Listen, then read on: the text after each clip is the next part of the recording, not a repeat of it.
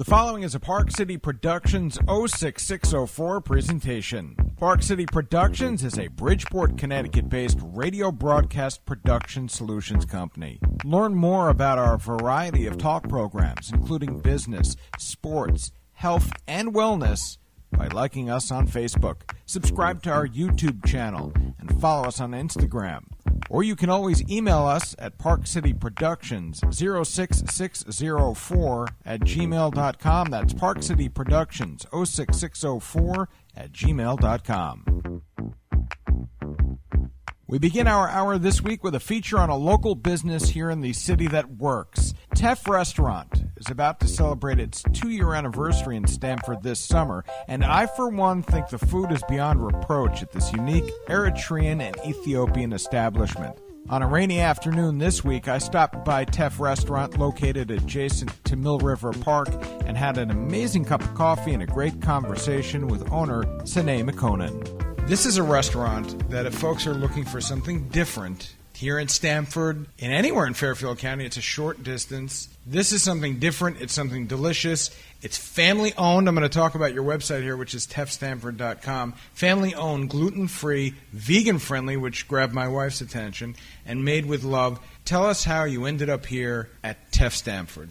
Right on. My family immigrated here in the late 80s. We owned a few different businesses, convenience store. We had a deli here, actually at this location for 13 years. Yeah, right in this spot. We wanted to switch some things up. You know, the deli business there's plenty of delis in Stamford. This is kind of a dream of my mother's for a long time. So we renovated the space, changed it all up, and put an Ethiopian restaurant in. The food, what can I say about the food? My mom's amazing. We get all our spices and stuff from Ethiopia. We actually have our family members mix it in our ratios. We get it shipped here. So the spices are all really authentic. We were always really big on making the flatbread that you eat it on. It's called injera. We were really big on making that very teff heavy. So teff is the grain that we use to make injera. Teff's a fine grain, smallest and oldest in the world. It grows in Eritrea and Ethiopia. Right on. Staple to the country's cuisine. It's also the name of this restaurant. And I think it's important to remind folks that Eritrea has its own flavor. Yeah. Ethiopia has its own flavor. This is a beautiful marriage of the two. Right on. Which is why I say it's something different. Even if you tried Ethiopian food, which I've now become addicted to, right. This is something even different. Right, because my parents are actually both half Eritrean, half Ethiopian. That's why we call it Teff Eritrean and Ethiopian cuisine. It was actually Eritrea's Independence Day yesterday. May 24th, so that was really cool.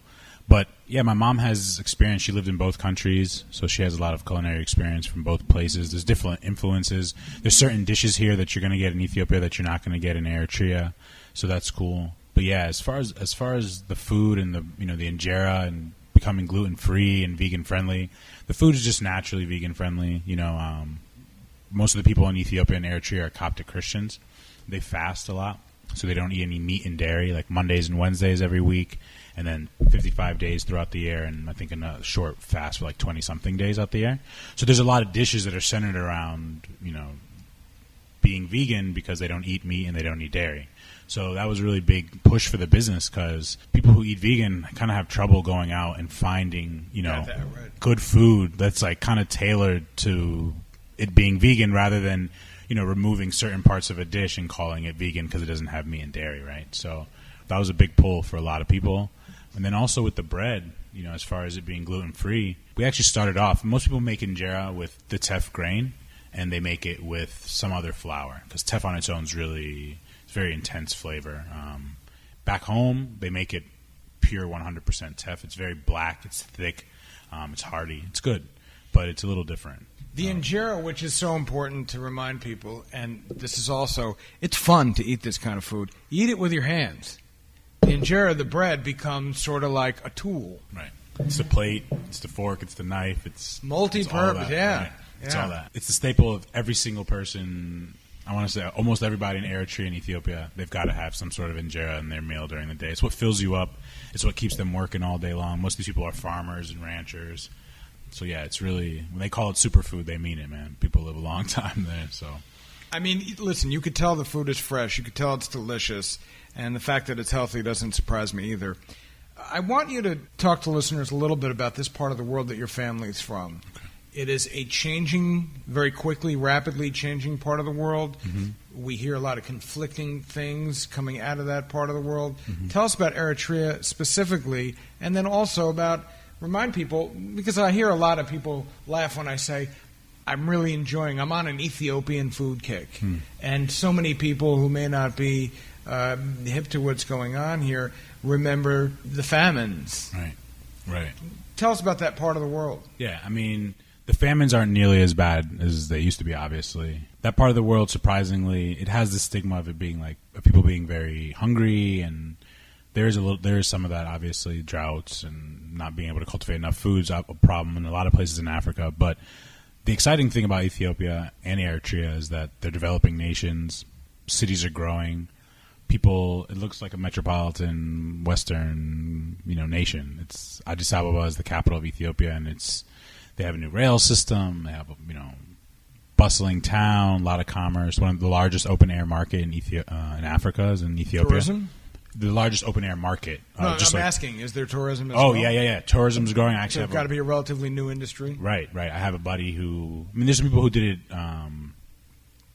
There's a few people who have been doing it for some time now, but I actually have a buddy who just started a tourism company there. There's a lot of great sites in Ethiopia. I mean, Lalibela is the Coptic church built underground, into the stone. There's actually a picture of it in the restaurant. We have it right back over there. And I'll tell people listening that if you visit, and when you visit Teff Stamford, 113 West Main Street, cross street is Tresser Boulevard, and this is a part of Stamford that a couple of years ago didn't look anything like this. We are just adjacent to the newly renovated and really quite aesthetically pleasing Mill River Park. Right. But speaking of aesthetically pleasing, when you come into Teff Stamford, you've gone a great distance to honor and recognize where your parents came from. Tell us about the decor here. Yeah, so we just chose just a whole different selection of things we wanted to highlight about our country that we thought were beautiful. People, landscape, some of the landmarks, coffee, obviously, coffee being a huge part of it. And then also on the long wall where the benches are is the teff growing process. My father was a teff farmer. His father was a teff farmer. My mom's father was a teff farmer. I mean, teff is what we grow, right? So there's the whole process behind us. And just kind of showing people this beautiful country that we have and bringing some of the food and flavor here to Stamford and letting people expand their mind a little bit, try something new, step out of the box.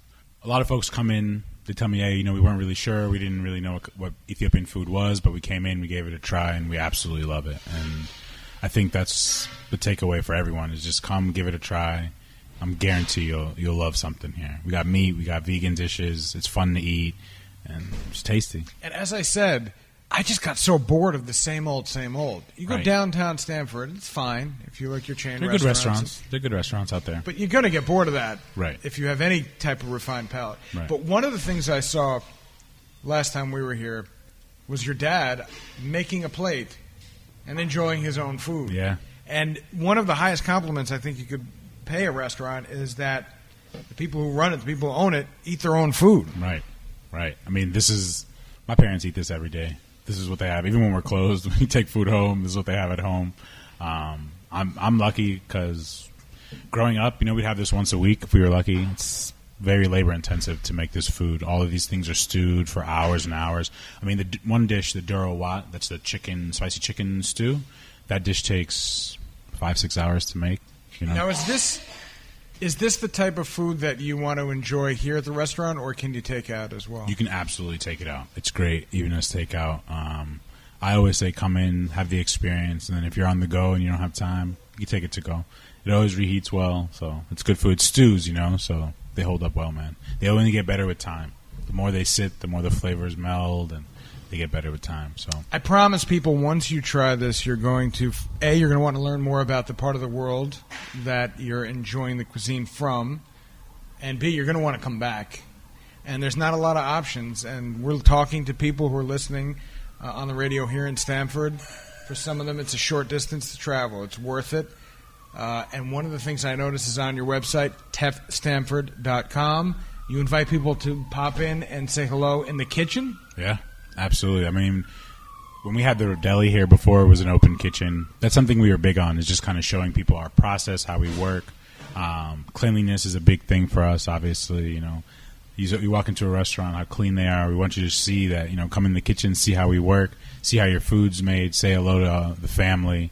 'Cause it's my whole family back there, right? It's my mom, it's my aunt, it's my cousin, it's my father, it's my brothers and sisters. So it's a family affair. We want everyone to feel like family when they come here.